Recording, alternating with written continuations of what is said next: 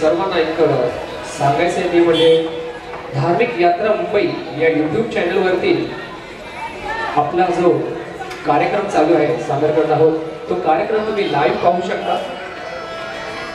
धार्मिक यात्रा मुंबई तसेच श्री शंकर मंदिर देवस्थान भोपाळ नगर यांचं सुद्धा श्री रामदास संगीत विद्यालयाच्या मार्फत खूप खूप धन्यवाद।